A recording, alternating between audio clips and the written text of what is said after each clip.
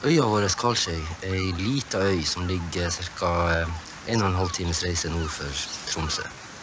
Den bare på 8 kvadratkilometer, og her bor ca. 100 mennesker. Vi starter jo opp med en total avvisning av hele det etablerte samfunnet. Og vi vil jo skape et nytt alternativ, et nytt samfunn som er basert på et kollektivt liv og en selvberging, økologiske tilpassing og alt det her, de ideene som vi hadde utviklet i byen.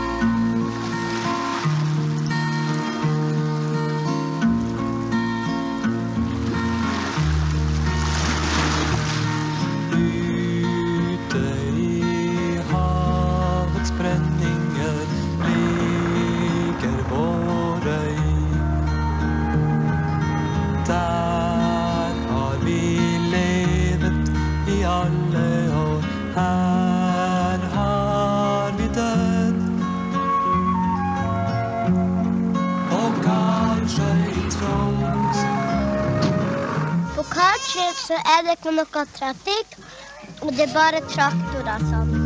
På Karlsøy i Troms. På Karlsøy i Troms. Jeg trives jo veldig godt her. Jeg ble jo muslim da jeg kom hit. Så det som er utenfor Karlsøy, det er liksom det som var fortiden min. På Karlsøy i Troms.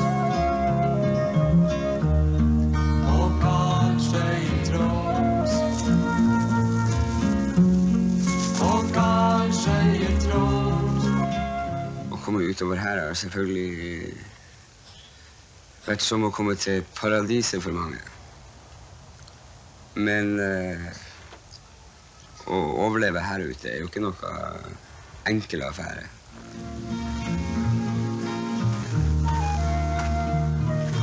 Havna er dårlig, og skøytene reker på land. Vi fikk hverken molo eller heisekran til vår havn. På Karlsøy i Troms. På Karlsøy i Troms. På Karlsøy i Troms. Jeg kunne ikke bo i by, for jeg holdt på å knarke meg i hjel. Altså, det var bare rusing og kjør hele veien. Vi var så nedkjørt og skakkjørt at vi var bare nødt til å rømme derfra hvis vi ønsket å forandre på livet vårt. Så heldigvis så hadde vi denne øya vi kunne dra til, trekke oss tilbake og komme til hektene, leve et normalt og sunt liv.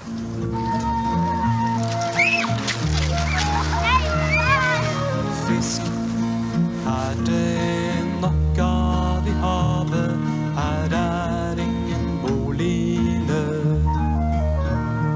Men profitten til kapitalistene blir større lengre sør. Enn på Karlsøy i Troms. Enn på Karlsøy i Troms.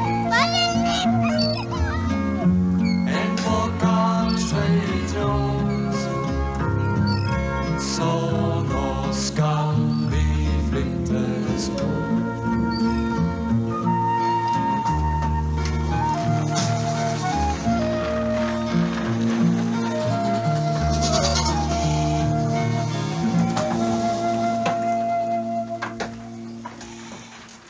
Visa på Karlsøy i Troms ga Karlsøya en slags symbolstatus i kampen mot EF og sentralisering, kapitalisme og rasering av distriktene. Og vi som var veldig engasjert i denne kampen, for oss var det veldig naturlig å flytte hit i 72 da vi fikk sjansen til det.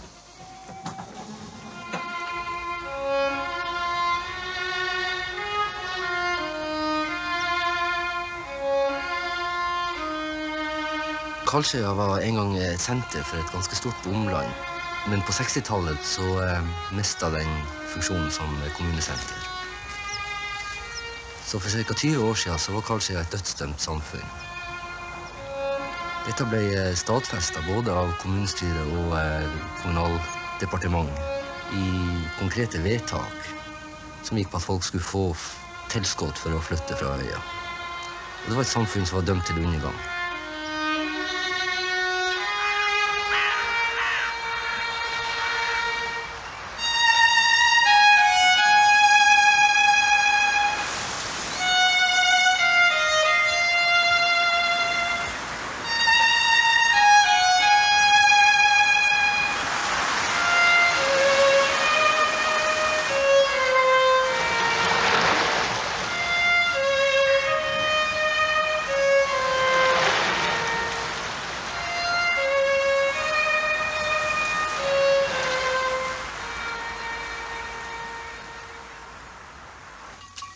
Det var en veldig intens periode, hele den tida fra 72 og utover, med en bevisstgjøring. Selvfølgelig, den foregikk jo stort sett over hele Nord-Norge, i mange forskjellige sammenhenger. Det flyttet jo nye folk til øya hele tida, og en god del av de husene, de ubebodde husene, de fraflyttede husene, ble jo tatt i bruk nå.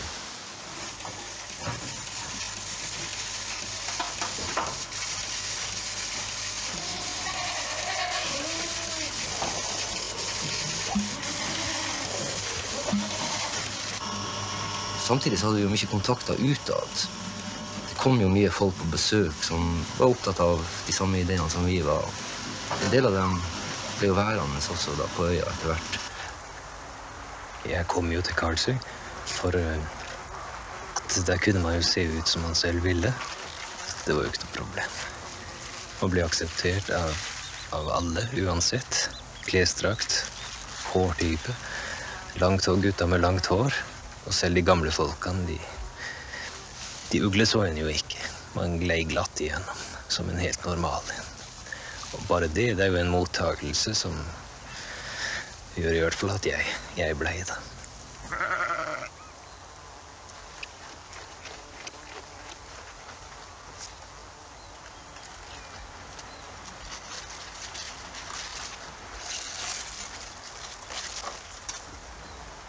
Jeg kommer jo sørfra, og er oppvokst med biler og asfalt og høyblokker. Og når man er voksen, så former det seg jo en drøm om det der å være en del av naturen.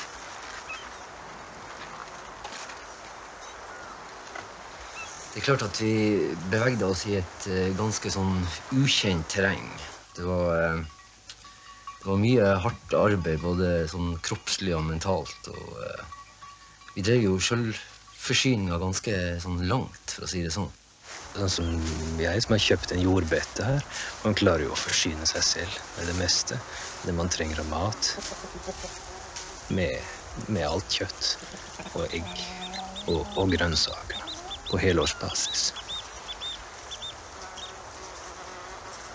Vi regnet ut at vi levde for under 1 krone dagen per person. Så det må jo sies å være, selv etter den tids pengeverdi, så var det jo ganske ekstremt. Vi dørka grønnsaker og plukka urter og tang og fiska og gjorde mest mulig ut av det å være selvberga i det hele tatt.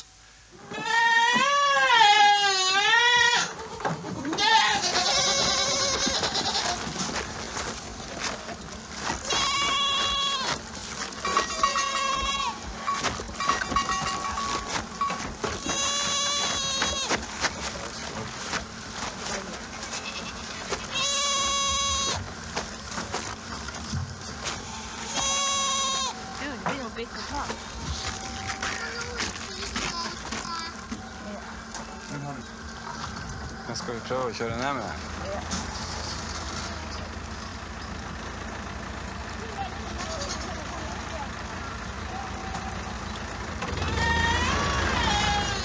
Vi kom til et punkt der vi måtte velge mellom å regne med å måtte flytte herifra, eller å virkelig satse på å skape oss arbeidsplasser. En skikkelig basis for å bli boende fortsatt. Og det vi hadde da, det var jo jordbruket, bygge det ut. Og det som ga seg da, det var jo geitholdet. Så faktum er jo, eller til min mening da, så er jo selve livsgrunnlaget til øya, basisen for bosetning her, det er jo geitholdet. Vi har jo ikke noe annet til arbeidsplasser.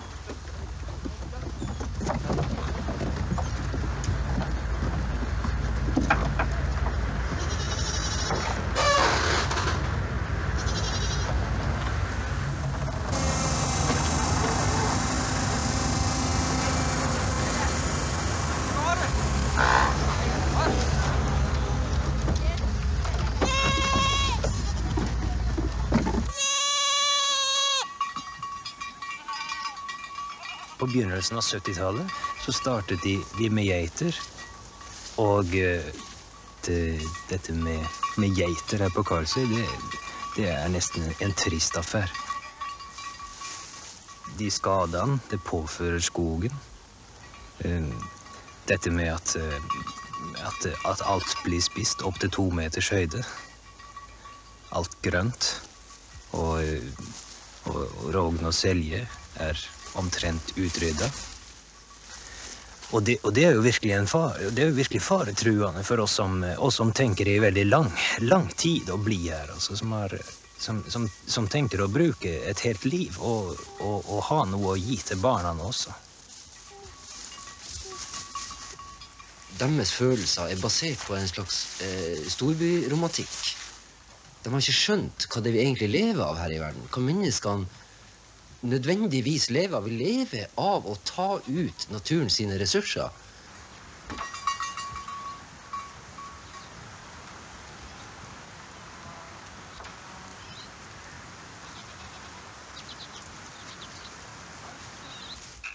Ja, denne skulpturen den heter Miljø.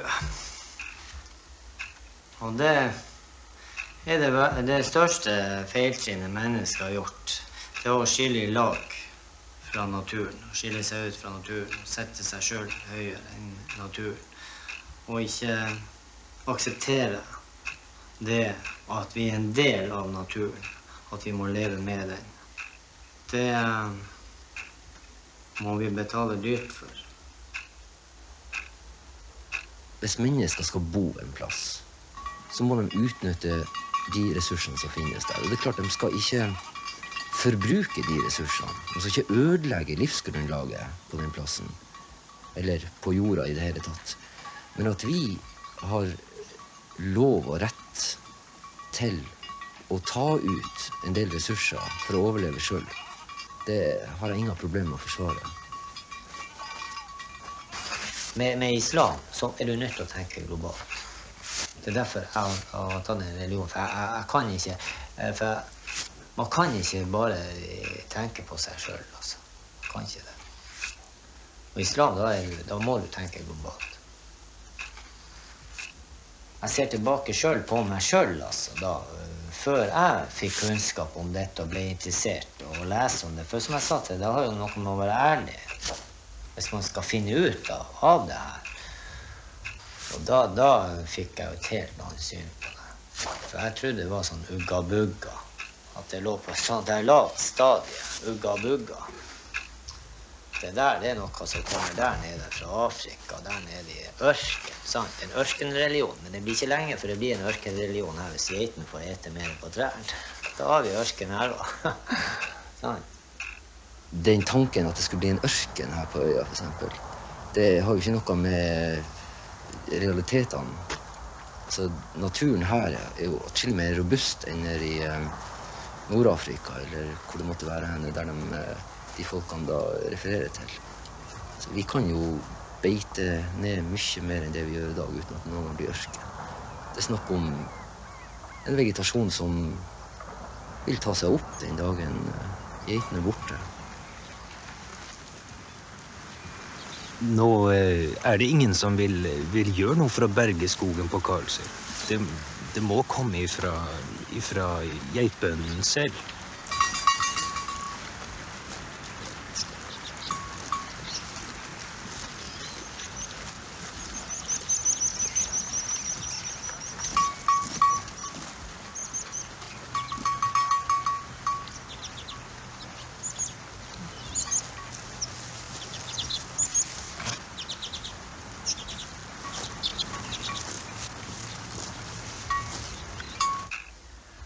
Jeg sitter her og har litt nøye for de trærne rundt her, så ikke det kommer en flokk med geiter og et dem opp for å få hjert dem inn. For når man skaffer seg dyr, så skal man jo tro at man skulle gjøre inne dyrene sine og ta ansvar for de dyrene man skaffer seg. Men her det sånn at vi må gjøre andre sine dyr ute. Det mener jeg, det jo ikke riktig. Det ikke rett, det. Skal man skaffe seg dyr, skal man gjete dyr, sånn som man gjorde i gamle dager, eller gjøre dem inn. Det klart at noen ganger så ser det ikke pent ut, det vi gjør. Men det jo ikke det som problemet på sikt. Det jo ikke penheten i det. Det jo hvorvidt det skadelig på sikt. Hvorvidt vi legger fra oss giftstoffer og raserer naturen, sånn at den ikke i stand til å ta seg opp igjen. Geiten, de et en del trær. Men trærne kommer jo på nytt. Trærne vokser jo opp igjen. Skogen, han vil ikke kunne ta seg opp igjen før geitholdet over. Eller før det slutt på beiting da i skogen.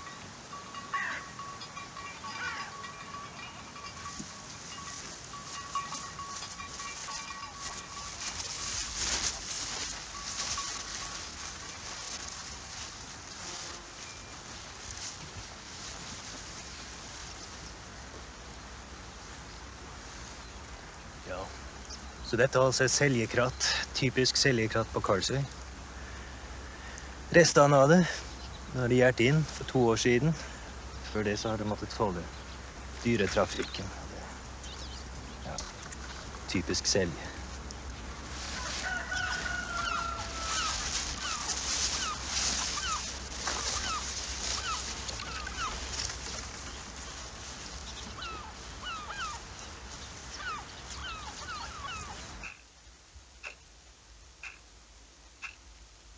Alle må ta det der her på alvor, dette med skogen og naturen.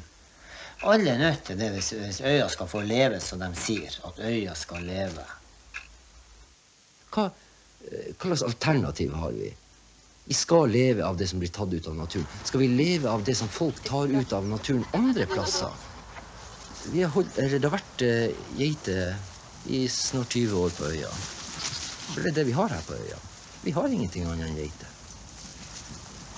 Den dagen vi stopper med geiten, og den dagen kan jo komme ganske fort hvis EF og GATT og alle de her store karene får det som de vil, så forsvinner geiten.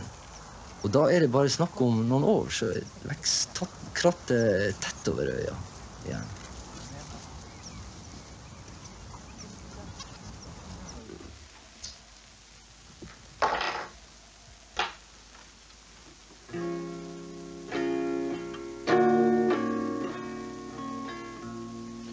Barna lyser, barna lyser, barna lyser, barna lyser.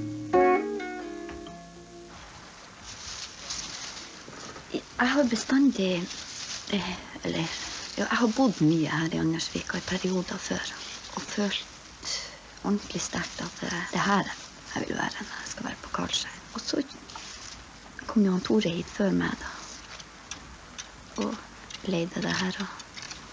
Og så kom jo vi i lag, og så kom jeg endelig til Andersvika også. Og det kjennes riktig, ja. Vi synes jo det er fint, vi liker jo arbeidet og streve og ha det litt tungvint også, så vi synes jo det er passelig plass for oss der. Litt sånn gammeldags og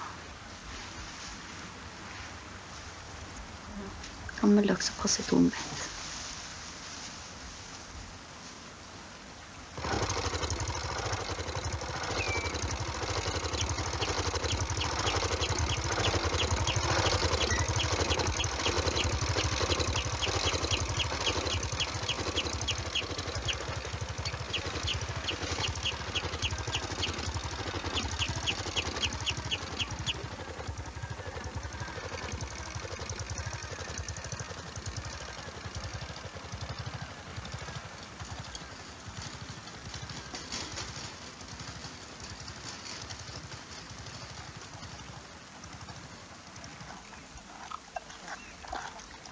Jeg hadde først 2 fødsler på klinikk som jeg ikke hadde noen gode erfaringer med.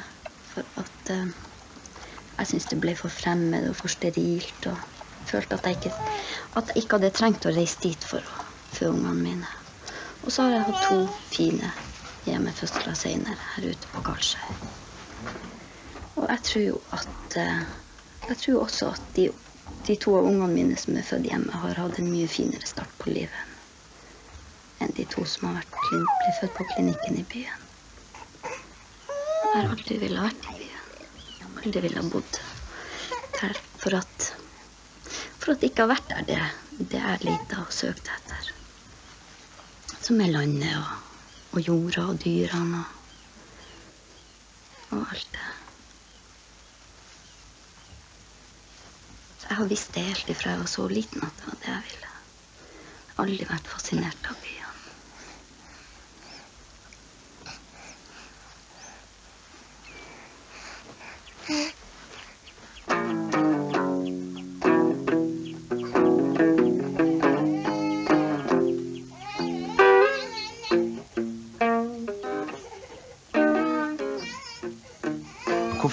Hvorfor kommer folk til Karlsøy? Hvilken bakgrunn har de som kommer hit? Har de tenkt liksom at nå skal vi flytte på landet og kjøpe oss en gård og få landbruksbanklån, og så skal vi flytte til Karlsøy? Sånn har det ikke vært på Karlsøy. Det har vært folk som har kommet hit, og de har kommet fra overalt ifra. De har vært ville mennesker som har vært på leting etter et helt konkret tilholdssted for sine ideer.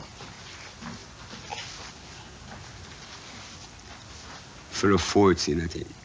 Alle mennesker vil realisere seg, alle vil gjøre noe konstruktivt med livene sine. Jeg føler folk har kommet hit, tiltrukken av at vi utgir en slags kraft fordi at vi er mange individuelle frihetssøkere. Det har vært min følelse. Ja, dere vet jo at det er sannsynlig at vi kan få skikkelig ferjeleie her på Karlsøya. Og hvis vi får ferjeleie, da vil det si at ferjene kan ta med seg biler hit også, som kan kjøre i land her på Karlsøya. Og hvordan tror dere det vil bli her hvis vi får en masse biler inn her? Hvis det skal komme biler, så må vi tenke sånn at sånn som de i byen og sånn at det skal komme sånn trafikk. Det blir jo ikke kjøring hele tida. Det blir bare sikkert hvis det er Steinar og sånn, hvis det er han som skal få lov å kjøre. Så det blir sikkert bare litt sånn. Men man kan tenke på sånn som det blir i byen.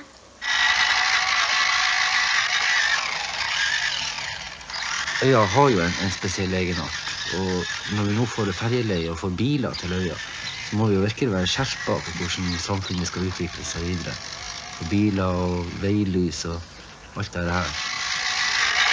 Og som du setter opp 10 veilys på Karlsøya, så forsvinner jo ikke stjernehimmelen av den grunn. Karlsøya er jo mye større enn bare verden. Men Arne, du skal på butikken lørdags formiddag. Du har bil stående hjemme. Hvis du har det da, så skal du på butikken, og du vet at du skal handle over helga, ikke sant? Dette er forferdelig tungt å bære hjem. Og da skal ikke du ha lov til å ta bilen med deg, altså. Da må du gå og bære kanskje 2 veier. Ok, hvordan har vi det i dag? Alle som har traktorer, de kjører til posten og til butikken. Og en traktor, ok, nå kan vi ta en bil kontra en traktor. En traktor, han hører det over hele veien når han tar løs. Han forurenser mer enn en bil. Sånn. Så kontra der, om alle som bruker traktorer i dag og kjører til posten og butikken, om de brukte bil i stedet for å kjøre i 30, så tror jeg jo det at for miljøet sin del, kontra de traktorer, så er bilen faktisk bedre. Altså de der møtene i utviklingslaget, dem jeg sluttet å gå på. Fordi at nå stod det med svære overskrifter i avisen, øya skal leve, på grunn av et fergeleie. som skal komme. Men det har jo motsatt virkning, for når fergeleiet kommer, så skal det bli veier her på øya, og gatelys, og så har du bilismen her på øya. Og sånn som vi vet i dag, så er jo den største miljøtrusselen vår, det er jo bilen. Det er jo det vi har. Og jeg kan ikke se logikken i det der at vi har behov for noe bilisme her på øya, som er med å bryte det ned, enda mer. Men ser du ikke hva du selv sier nå? Jo, jeg ser jo hva jeg sier. Det gjør jeg jo, men jeg er ikke for å åpne for biltrafikk på Karlsøy. Det er jeg ikke, det er jeg imot. Nei, men jeg mener at det skal være... godt for deg, at det kommer til å bli sånn. Hvis det kommer bil til Karlsøy, så blir det jo litt sånn vanskelig for de små. For eksempel en Sune, hvis han skal besøke han Peter. Det blir jo sånn vanskelig for han da å gå. Og han og Ina gå alene til lekegruppe og sånt. Det blir litt sånn vanskelig da. Det er jo det jeg som argumenterer godt for det. Altså, jeg er jo nødt til å argumentere sånn, Svein Egil, når du trekker frem, for jeg har ikke traktor, sant? Og når du bruker det argumentet, sant, at jeg vil bruke bilen min for å bære igjen varer. Ok, kanskje jeg kjøper meg en traktor i stedet, da, så bruker jeg traktor. Men er det noe bedre, egentlig? Ariel? Altså for min del, hvis biler hadde kommet, så hadde det vært for at det hadde vært sånn der trafikk og eksosstøy. Og dessuten så kunne ungene bli overkjørt. Så når vi er imot bilismen her, på en øy som vi er 80 innbyggere med smått og stort, og halvparten barn nesten, så sier det seg selv at behovet for det, jeg kan ikke forstå det. Og da blir man kalt for fanatiker når man er imot det, for å prøve å verne miljøet. For generasjonene fremover også, for barna våre som vokser opp her uten bilisme. Ja, altså, den som sykler blir det også litt vanskelig for, tror jeg da.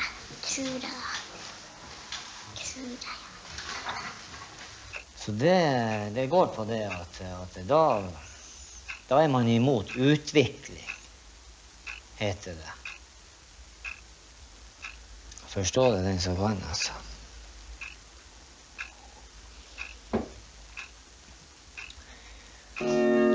Men fra mørket går det nye spor. Om du hører barna blyse.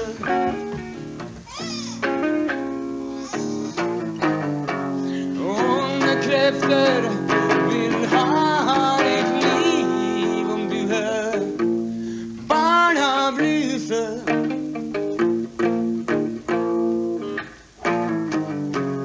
Onde krefter vil se at du lir. Om du hører barna blyse.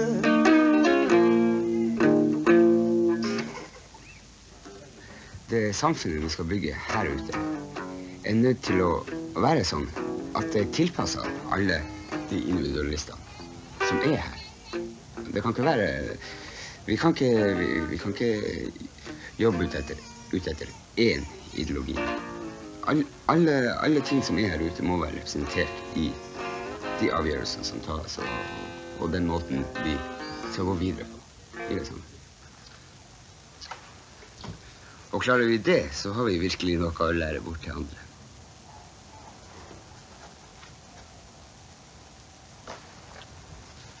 Barna lyser, barna lyser, barna lyser,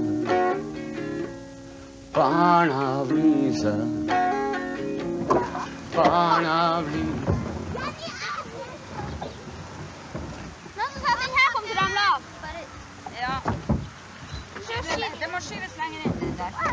Ungene er fremtiden, og det er ingenting av det arbeidet vi gjør i forbindelse med dem som er bortkastet. Det er dem som skal skape dette samfunnet. I løpet av få år så skal de overta alt det her. Og på skolen så har vi jo vært ganske bevisste. Vi har tatt dem med på møter med ordfører, bygdemøter. Viktige ting som har skjedd i bygda sitt liv.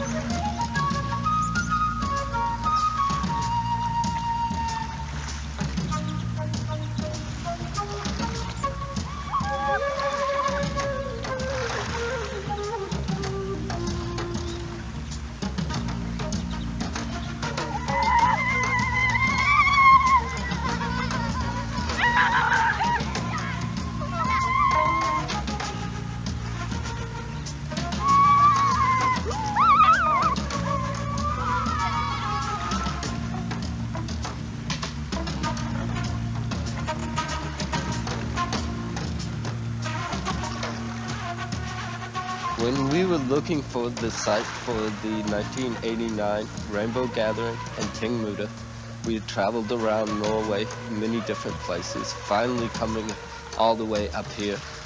And we got here to this very magical island where the people just welcomed us with open arms, and we knew automatically this was the place. We had not seen anything like it. We had not met people anything like it any place in the rest of Norway. Karlsø is a place that we have been hearing about all for months and months, and every time the name had been mentioned, people's eyes lit up, and they were telling us the myth and what Karlsø had meant to them. And it's like a dream that people keep in their hearts. So that it was for us there was no other choice but to come here.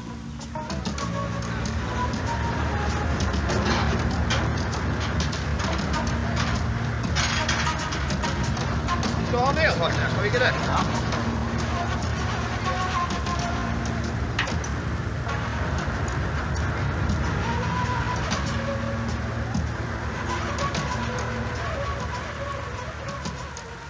Regnbuefestivalen var jo en fantastisk opplevelse. At 500 mennesker fra hele verden fant veien hit var en utrolig inspirasjon og en bekreftelse på at de opprinnelige ideene som vi hadde da vi kom til øya, fremdeles overlever ute i verden. It had been a long process. We had begun meeting in the fall in Christiania, in Ardegina, where there had been a painter who had come here, and he proposed that this was the most beautiful place in North Norway. Regnbuebevegelsen er en motkulturell bevegelse uten noe fast struktur. Den har utspring i de samme kildene som inspirerte oss da vi flyttet utover hit. Og det er en slags en fortsettelse av det som skjedde i USA spesielt da, på slutten av 60-tallet, med Woodstock-festivalen og hippiene og det fargerike, det mangfoldige og fellesskapet som representerte opprøret mot the establishment på alle plan.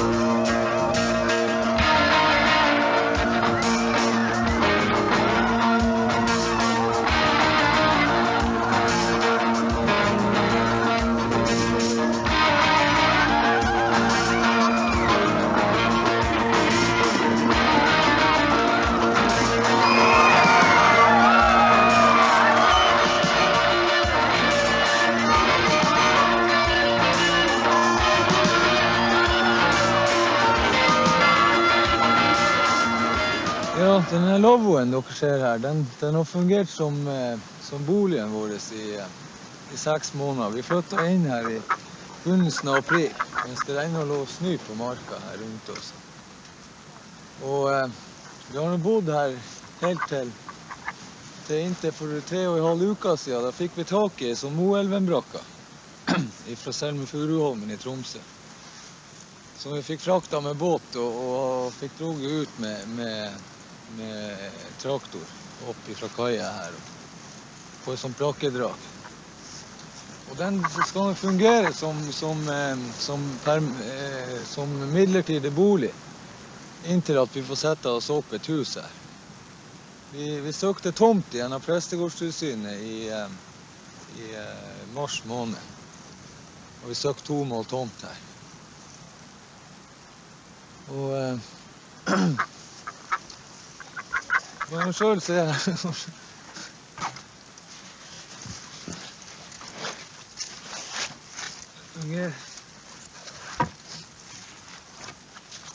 det har nå vært hjemme vårt I 6 måneder.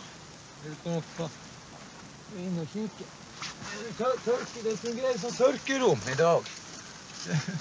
Vi tørker klærne her.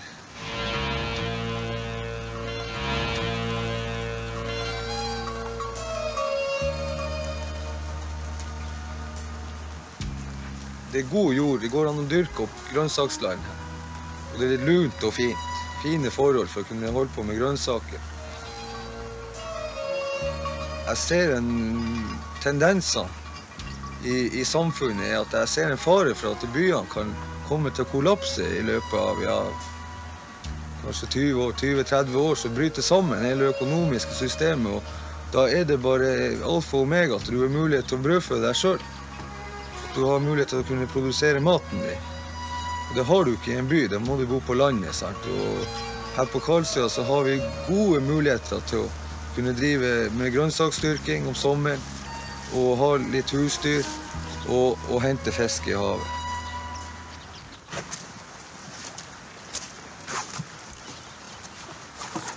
Ja, planen det å bygge på denne brakka her da. Ved at jeg skal lage tilbygg på nedsiden her, bygge, muligens prøve å få tak I 1 eller 2 sånne brakker til og sette på øversiden her. Og rafte tak på det, og tilleggs etterisolere ytterveggene for å komme opp I den standarden som norske, eller loven tilsier da, altså byggtekniske loven. For det ikke nok isolasjon I veggene her per I dag. Jeg må øke det til det doble for å få det godkjent som fullverdig bolig. Nå holder jeg på å legge inn vatten, på grave inn vatten her, for å få lagt inn vann og avløp til denne braka. Og så har jeg grovet en brunn her oppe på toppen her, som skal fungere som vannforsyning.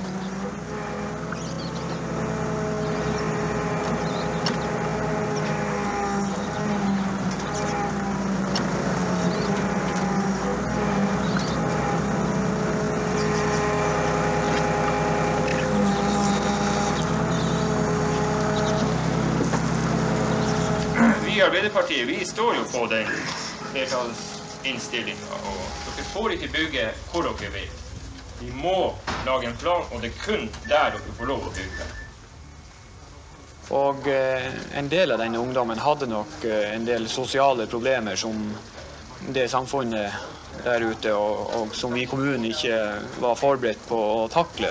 Jeg tror at det mye viktigere at vi som kommunestyre sier klart fra om vi villige til å prioritere Karlsøya, og villige til å manifestere at vi mener at Karlsøya skal bestå som et livskraftig delsamfunn av det samfunnet Karlsøya kommune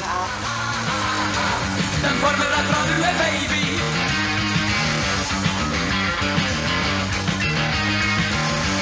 Den former deg mer enn du tror.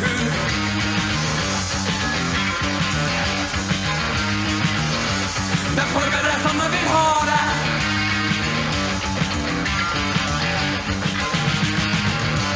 Og fjerne deg fra din natur. Først har den drøm. Så drøm farlig. For den. Så tar den I vilje. Så former den tur. Og du tror du fri til å leve ditt liv som du vil. Kan du huske ditt opprør?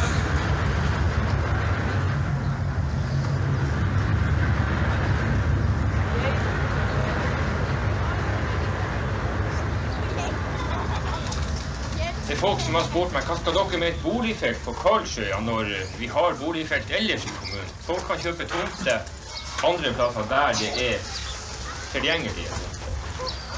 Det som har vært situasjonen for en tid siden, var at det var ganske mye ungdom, både fra landet her og andre plasser i Norden, og rundt omkring fra verden, som søkte tilflukt til Karlsøya ut fra forskjellige motiver. Slik at det var en betydelig kulturforskjell, hvis man kan bruke et så mildt ord om noe sånt. Jeg påstår at det har vært en god utvikling på Karlsøya. Det fred og fordragelighet, og det ingen problemer når det gjelder antydningen om at det kanskje hadde vært folk som hadde vært belastet i narkomiljø og sånne ting.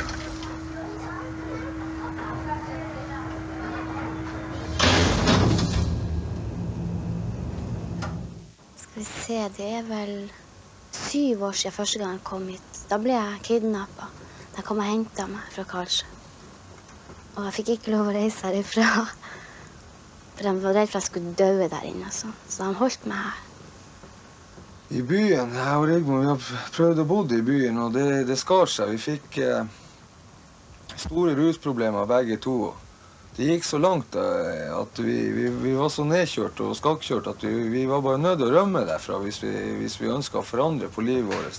Det her altså Stein Olsen, som du kanskje vet. Ja, Arthur Nordby. Arthur Nordby. Ja, da det du som har forfattet det her brevet her, der det står at jeg innkalles nå til soning, for å avtale tid for soning. Ja, det riktig det. Jeg har skrevet et brev her til deg. Nå skal du høre det, at jeg kommer til deg fordi at jeg er blitt, du kan si, innhentet av et spøkelse fra fortiden. Og jeg har vært gjennom en rehabiliteringsprosess nå i ganske lang tid, og har omsider fått ganske styr på livet da. Og det at jeg var, i 1984 så var jeg innblandet i en sak, og så ble jeg da dømt i 84, og har en restdom. Og jeg har hele tiden trodd at jeg aldri kom til å bli tatt inn for den. Men nå får jeg beskjed da at dommen er rettskraftig, og at jeg må inn på soning. Og det er en situasjon som blir helt absurd for meg og min familie. Vi har nylig fått en liten baby. Vi har 2 barn fra før av. Og vi har nylig gått i gang med Karlsøy prestegård er blitt Karlsøy gjestegård. Vi har åpnet et pensjonatprosjekt. Og Hallis vil ikke ha min samboer da. Hun vil ikke ha noen muligheter til å klare pensjonatdrift og passe på 3 barn samtidig. Det som vil skje er at prestegården vi vil ikke klare våre forpliktelser. Gården vil gå til tvangsauksjon, og vi vil være en sosial kasus på nytt igjen. Jeg skjønner jo problemet. Jeg gjør jo det, men nå er jo forholdet det at det foreligger en rettskraftig dom som begynner å bli en stund tilbake i tid. Og før eller senere så må jo den dommen, den må fullbyrdes da. Og du har søkt om benådning, og nådesøknaden den er avslått.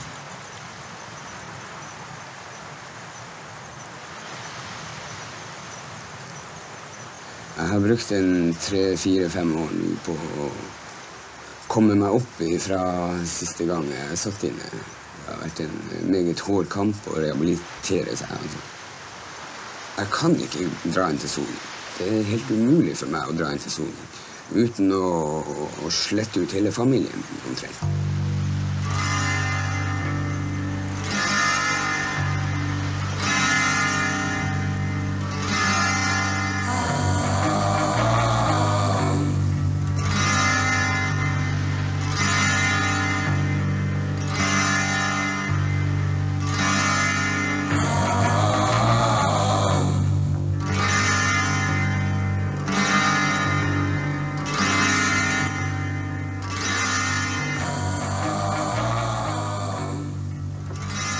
Å bo i byen, det fikser jeg ikke, for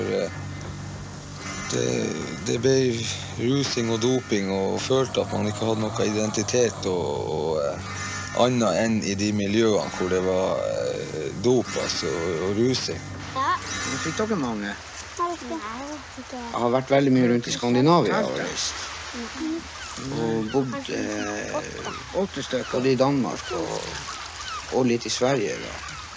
Men man blir jo lei ut av å farte rundt omkring. Hva skal dere gjøre med fisken? Skal dere steke den? Ja. På slutten av 70-tallet så hadde jo vi stagnert litt, og da kom det en ny bølge med folk til øya. Det var folk med en helt annen bakgrunn enn vi hadde.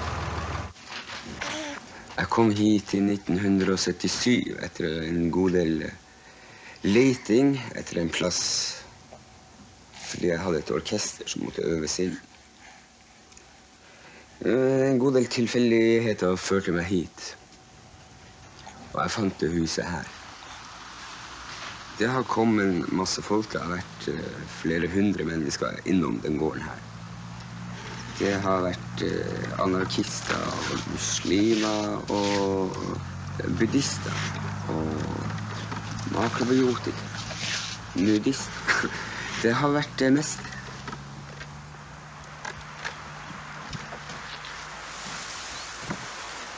Og de som har blitt igjen da, de representerer i dag over halvparten av Karlsøyas befolkning.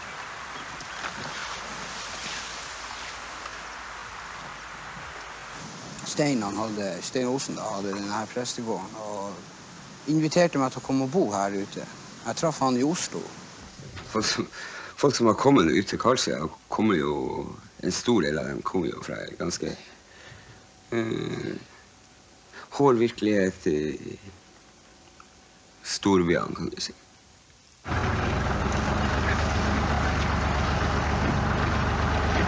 De som var her var kanskje på et annet, liksom mer intellektuelt kjør enn vi som flyttet inn her. Vi var kanskje litt villere enn det som hadde etablert seg da. Men de var jo etablert. De hadde ikke i den grad klart for seg alternativer og analyser av hvordan de ville ha det, og hva som egentlig skjedde ute i samfunnet. De destruktive tingene skulle vi skjølle i dass. Det var hele vår filosofi. De var preget av et sosialt opprør som var mye krassere. De hadde opplevd ting som vi ikke hadde opplevd. De hadde opplevd det storsamfunnet og bylivet på en helt annen måte og bli preget av det da. Her går det an å leve sammen med folk og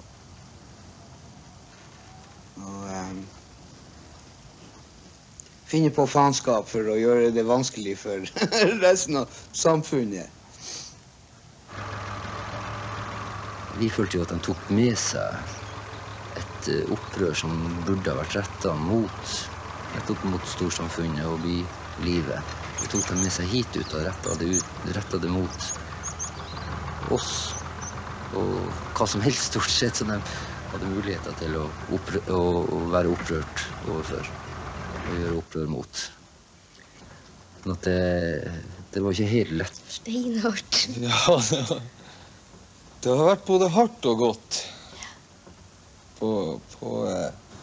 Hardt i den forstand at man har måttet jobbe, blitt motarbeidet av kommuneadministrasjonen og politikerne delvis i kommunen her.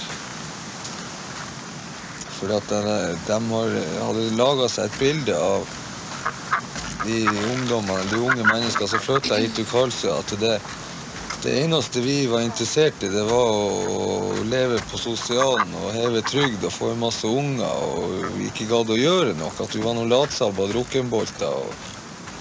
Jeg vil jo ikke si alle politikerne, men en god del ut av dem har rett og slett sett på befolkningen på Karlsøy som mindreverdig. Ikke verdt å satse på i helt tatt.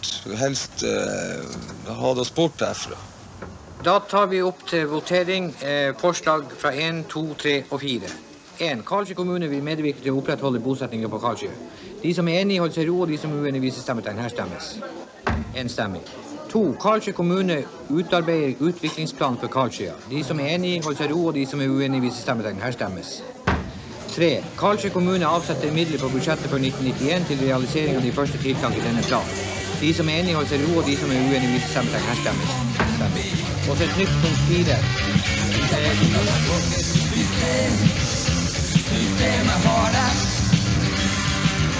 Det har det. Systemet har det. Dyre slett og rett og slett. Systemet ser det. Hva du gjør, jeg tar det. Systemet tar det ned. Og du sier du kan gjøre det. Men nå kan du gjøre det med det.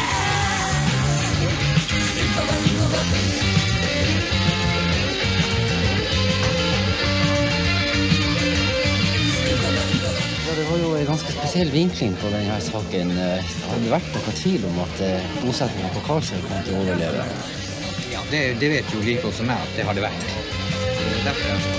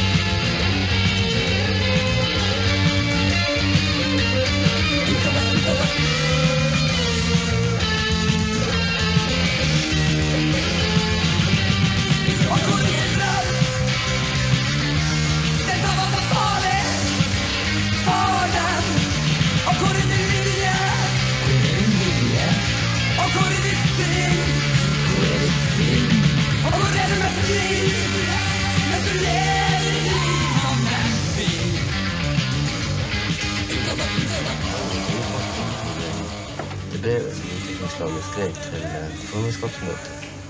Det er nevnt det med at skolen på øya i dag er helt sprengt, og at vi trenger en ny gymsal. Veiene på øya må opprustes kraftig, og også det med boligbygging. Ja, for vi ble jo arbeidsledige, liksom. Det var jo derfor at vi kom hit nå. Vi hadde ikke mer arbeid oppe i Finnmark, der som vi har vært med i 4 år. Så var vi nødt til å ordne oss hus. Så fikk vi jo tak i et hus der i byen. 6 000 kroner i måneden i huset. Men så var vi her ute en stund først, og så hadde ungene, men de hadde jo lyst til å være her. Så vi var jo bare nødt til å finne oss et hus.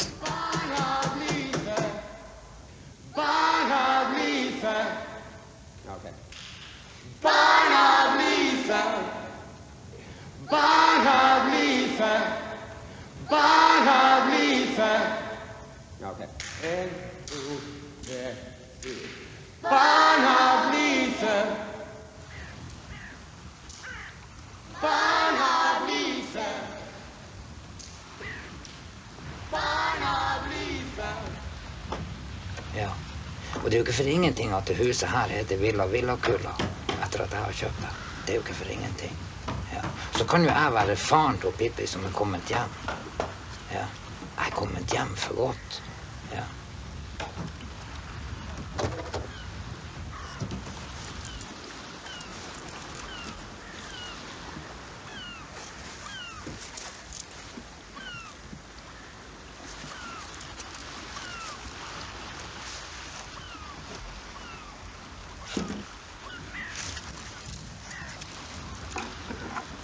Dette blir regnet som i gamle rønner, og ingen banker som ville gi lån. Så fikk jeg tilsagn fra Husbanken om at jeg kunne få et utbedringslån. Jeg hadde søkt om 200 000, og det ble innvilget.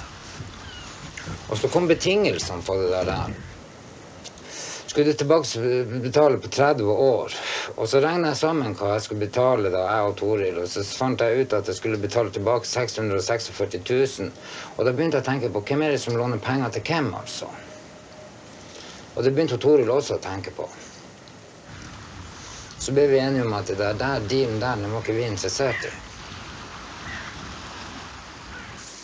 Ja, vi hvordan skal man si det?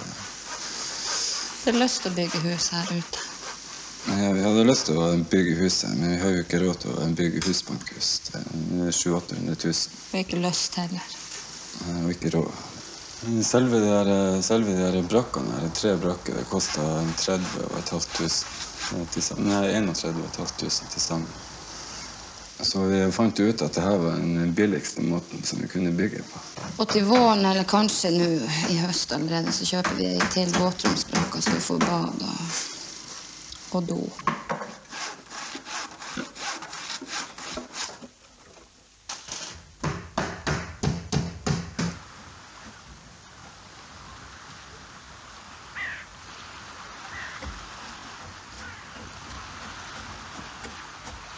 Første natta i huset, så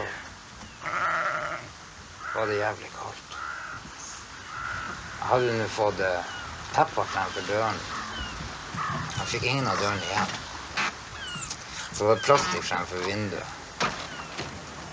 Det var jævlig kaldt. Jeg fikk ikke sove den natta.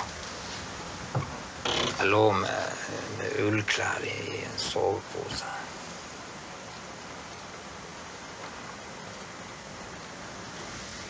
Men siden har det blitt bedre og bedre. Nå har jeg fått en ganske fin salong her.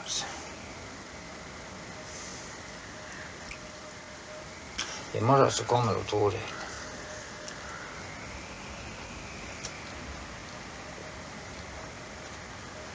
Ja, Toril er nå høygravid, som de sier. Om en måned så kommer nå ungen ut, sier han. Det blir her. Det blir her på salongen. Da har jeg fått plate under gulvet også her, sånn at jeg får et veldig varm salong, og veldig ny og fin, fresh salong, altså. Så skal jeg lage et nytt vindu her. Jeg har noen glassene stående. Og så har jeg treverket til rammen, så det er bare å få det sammen. Det er så mye, jeg har bare 2 hender. Om en måned så skal jeg bruke dem til å ta imot ungen. Da blir jeg far igjen. Det er 12 år siden forrige gang.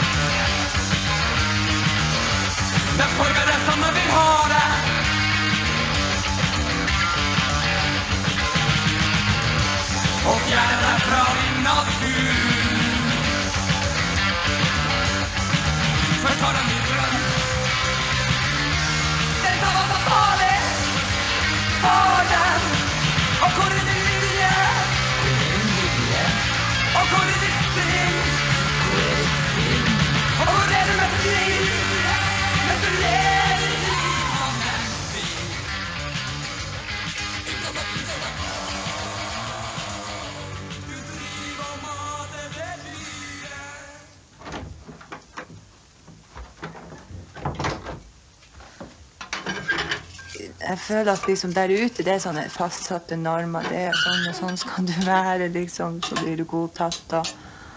Og sånn, men ikke sånt her. Jeg vet ikke, liksom, jeg føler liksom at folk der ute mer sånn som vin, som bare fær av sted, som ikke, liksom, ja, som bare flakser forbi. Ja. Så tenker jeg liksom, jeg tenker mye på hvordan verden blitt, og hva som viktig og sånn der. Jeg hadde sånn der en opplevelse i går spesielt, for jeg satt og stirret på TV, og så tok jeg meg, og så tenkte jeg, for et spill alt det er. Hvordan spiller seg ut, sånn der, ja, kvinnfolk, og at de tror at mannfolk vil ha dem sånn, og hvordan fyr er det som vil ha sånne kvinnfolk. Og liksom politikerne, og hva de prater om, og det er helt sprøtt, synes jeg. Jeg synes det er helt sprøtt, og så har vi jo oppå det hele, så det der turvern, og forurensning. Og så tenker jeg sånn at ikke vi, jeg tar meg selv i beregnet, altså at ikke vi ser at vi kan forurenses i sjela. Ja. Jeg vet ikke, jeg hadde aldri spurt etter kvinnfolk om å leve med meg sånn. Jeg hadde kjent henne, vet ikke, 1 time. Da fridde jeg til henne.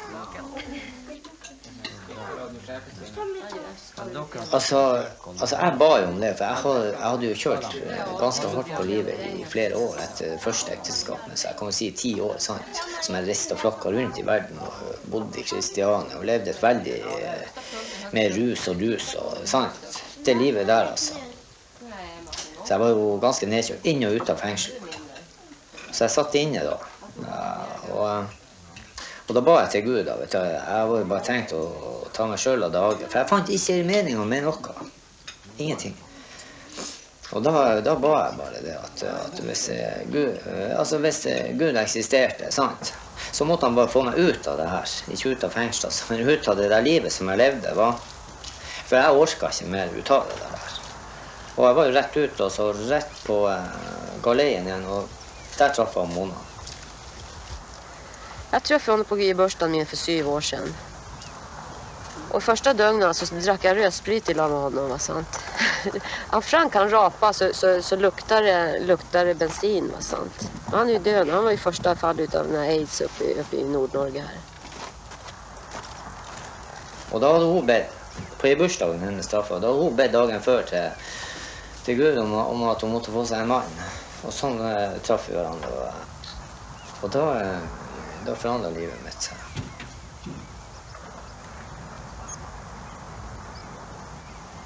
Så vi ändade upp här.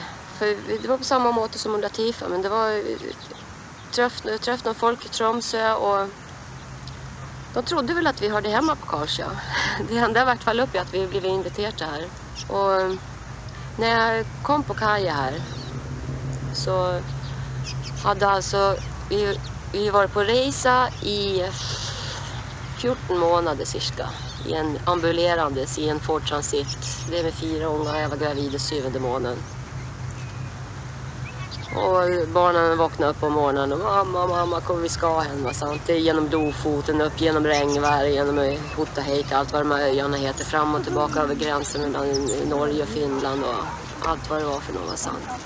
Men alltså, när jag fick foten ner på kajen här på Karlsjö, då skedde jag började tänka på det som ett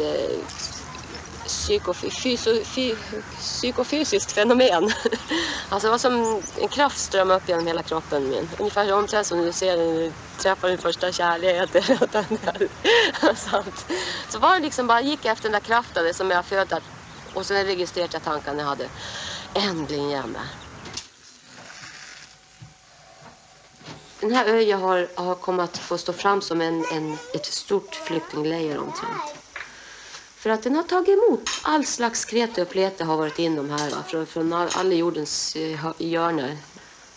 Och det är klart att folk har ju måttat, om de inte har godvilligt visat tolerans, så accepterar folk mer än vanligt. Om du åker till någon annan bygg sån här runt omkring på öarna och du ser här, så ska de säkert reagera helt annorledes. Sådana som måste upp. Men det är ett väldigt öppet samfund här. Det samtidigt är det lite kläskott och sånt. Allt som sker här så blir det indragen i det. Vel, nå holder jeg på med et bilde her som et brudepar skal gifte seg. Så som jeg sier, Karlsøy, verden i miniatyr. Her gifter folk seg også, som de gjør ellers ute i verden. Men hvor ferden går hen, det er vel ikke godt å vite. Det kan man jo kanskje filosofere over.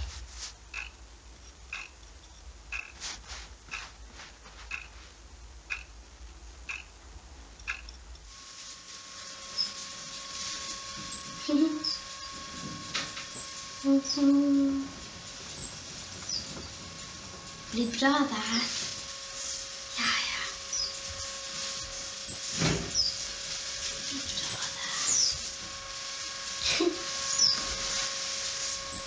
Hva er klokka? Det er noen som peiler på det. Bortover 80. Det var jo 10 av veien.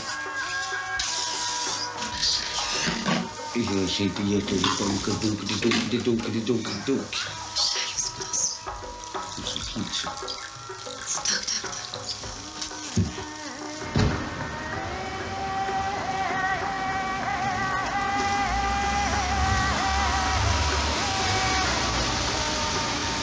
Det samme komité. Det tror jeg det samme.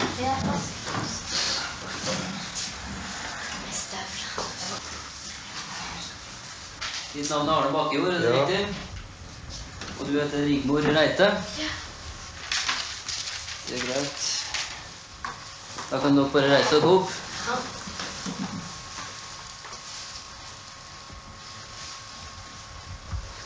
Dere har kommet hit med ønske om å bli viet til ektefolk. Jeg skal da minne dere om at det er en stor og viktig sak når to mennesker vil binde seg til hverandre på den måten. Det legger et ansvar på dem, både for dem selv og for samfunnet. De som gifter seg lover hverandre kjærlighet og truskap for hele livet. Så spør jeg deg, Arne Bakkejord, vil du ha Rigmor Reite til ektefelle? Ja. Likeledes spør jeg deg, Rigmor Reite, vil du ha Arne Bakkejord til ektefelle? Ja. Siden dere nå har lovet hverandre å leve sammen i ekteskap, erklærer jeg dere for rette ektefolk å være. Gratulerer.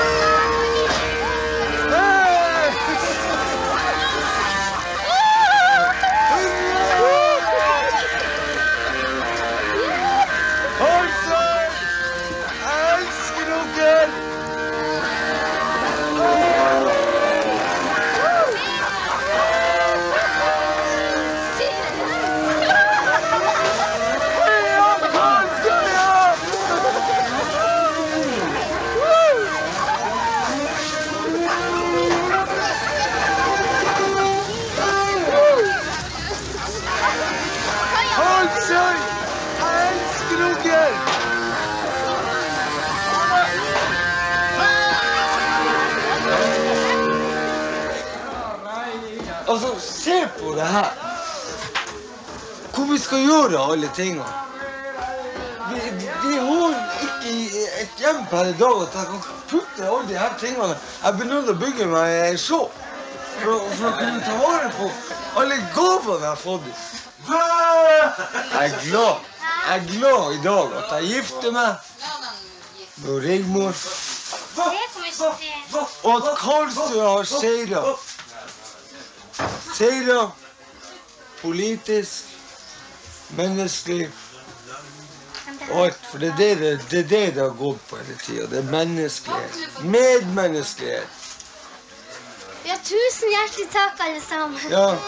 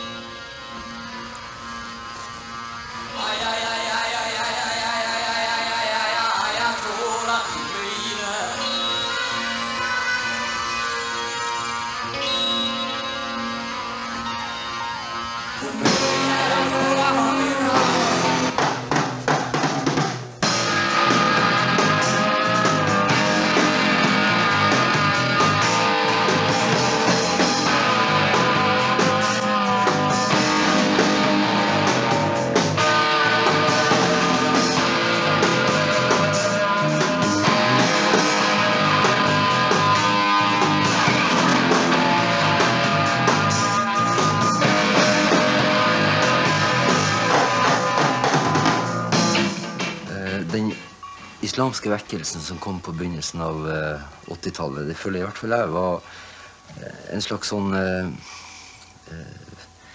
følge av at folk var havnet i et sosialt opprør uten noen slags analyser, uten noe ballast, uten noe alternativ i det hele tatt. Og at det opprøret havnet, hva skal jeg si, på helt ville veier. Altså, det var et hauløst opprør, for å si det sånn. Jeg prøvde så mange andre plasser. Prøvde, stånga. Så det var urimelig, syntes jeg bare, ut av all den vurderingsformåga som jeg hadde, at det ikke skulle finnes en plass for oss.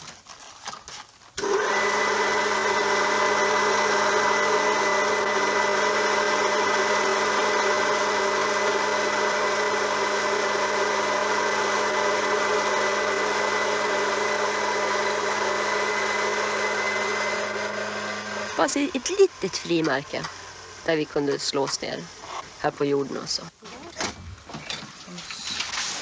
Hei, visst jeg ikke det. Har du gjort å gå, ja? Ja, mest av det. Ja, det er viktig, det holder balansen, vet du. Jeg skulle gjerne hatt litt misliggerin av deg, jeg visste jo. Hva skal du ha den ferdig blandet, eller skal du blande den selv? Nei, den jeg blander selv. Den du blander selv. 3 forskjellige typer, er det ikke det? Jeg ville finne den rakaste, snabbaste og sikreste veien mot målet. Og det, når jeg ser over denne Lyngsalpan, de her fjellene her, det er det som jeg får ha i det her fysiske, i den fysiske verden, i den verdslige verden, som symboliserer for lyset for meg, sant? For den står frem i sånt majestät, hele den Lyngsalp-kjedjen der. Og det enda opp med at jeg fant islam, rett og slett. Det passet meg. Det var min kaliber, altså. Der har jeg funnet absolutt alt. Der har jeg funnet all trygghet, jeg har funnet all vissheten, alt som er noe å leve for, har islam gitt meg.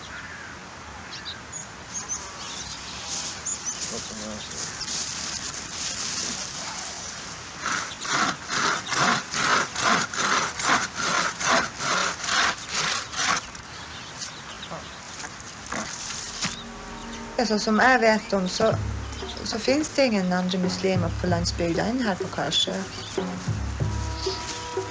Og vi er jo få, men vi er mange nok å holde ute. Hvis jeg var alene, så jeg vet ikke, kan godt hende at jeg søkte et islamsk samfunn. På et eller annet vis, en eller annen plass. Skulle jeg reise noen andre plasser, måtte det bli byer der som muslimene er. Jeg klarer ikke å bo i by. Det blir for heftig.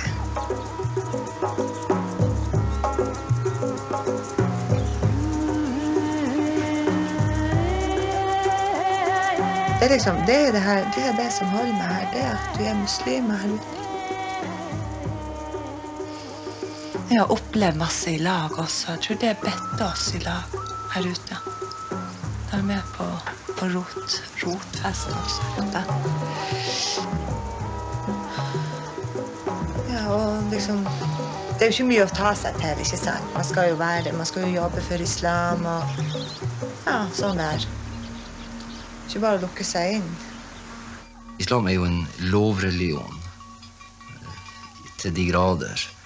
Det gir klare lover, regler og klare forordninger for hvordan du skal forholde deg de fleste av livets situasjoner. Altså, uansett så har du jo regler. Du kommer ikke bort fra anarkisme, det eksisterer ikke. Ja, at man har lov å reservere seg fra for eksempel kristen påvirkning og sånn der indoktrinering av unger. Med fader vår og alt det her for maten. Det vi må bli enige om hvor lite det skal være av det her greien inn i lekegruppa. Hvorfor ikke noe drøft fra islam da? Det er jo halvparten av besetningen er jo fra muslimer.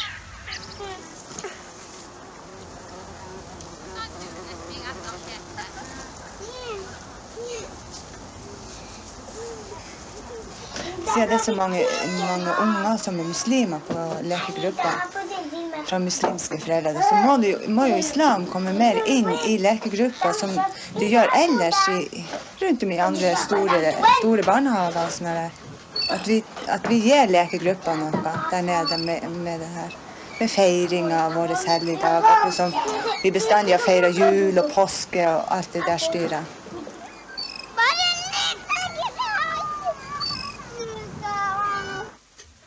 Jeg synes ikke at det er riktig at man skal påvirke unger når de er så små som de er, med å begynne å lære dem opp til muslimske regler.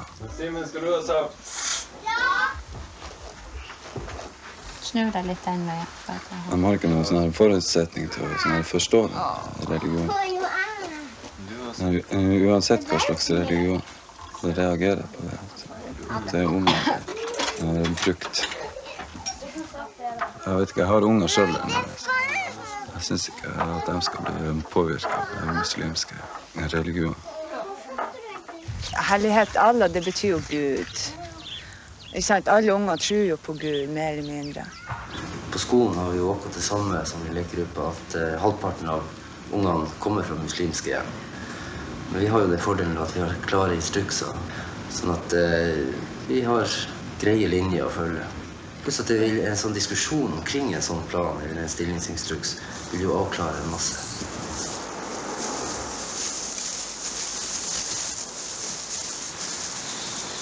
Det er bra sterkt at det så mye til. Så mye måtte til for at det her kommer opp som er i dag. Ikke sant?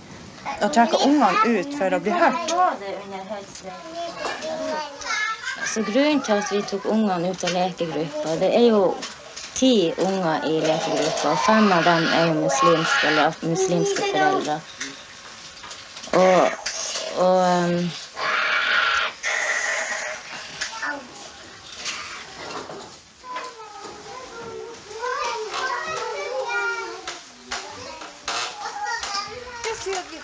De er muslimer her ute, må jo akseptere det, ikke sant? Og så lærer jo unger hva vi holder på med, at det ikke blir bare noe som vi gjør hjemme i stuen vår.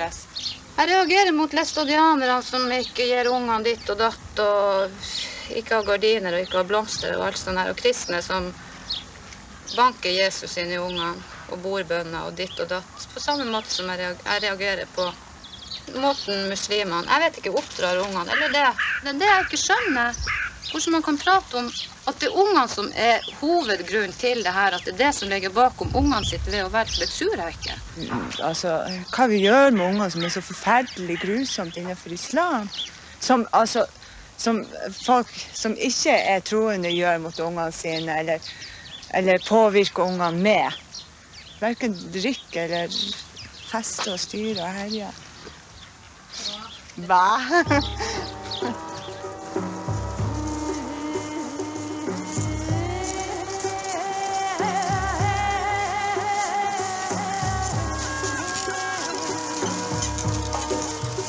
Det trengtes at vi gikk så hardt. Altså, vi hadde ikke noe annet valg. Vi var på en måte presset til å gjøre det. At vi kan få inn det som har med islam også å gjøre, at ikke ungene på en måte blir fremmedgjort i lekegruppa og føler seg utenfor sånn i...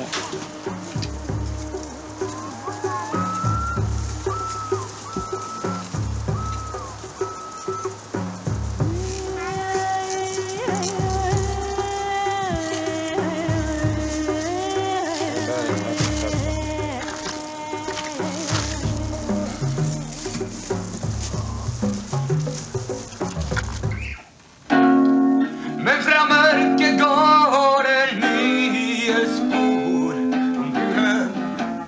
Barn av lyset. Jeg tar det som min plikt da, liksom, å bo her og være her som muslim.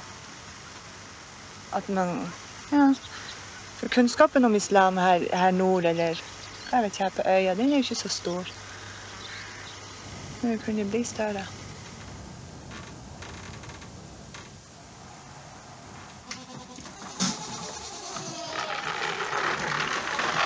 Det er klart at islam som religion er totalt brudd med det som vi hadde opplevd tidligere på Karlsøya. Alle sammen søkte. Vi var alle sammen på leit når det gjaldt åndelig inspirasjon, når det gjaldt religioner. Men jeg kan ikke minnes at det var noen som var inne på en religion der du får svarene så klart. Hovedpoenget for oss var hele tiden at det er du som har ansvaret, det er du som skal finne svarene i hvert enkelt tilfelle. Du skal finne en slags ballast som skal hjelpe deg til å finne veien, men det er din vei. Og der vet jeg ikke helt om jeg oppfatter islam på den måten. Der oppfatter jeg det som at veien er staket ut av andre på forhånd. Du har bare å gå. Mørket dimmer. Blinde våre syn. Og det kan mane frem de dypeste ting. Barn av lyset.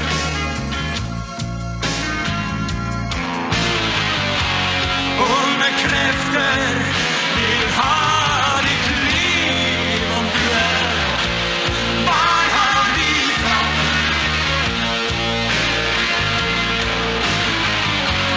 Onde krefter vil se at du liv om du er barn av lyset.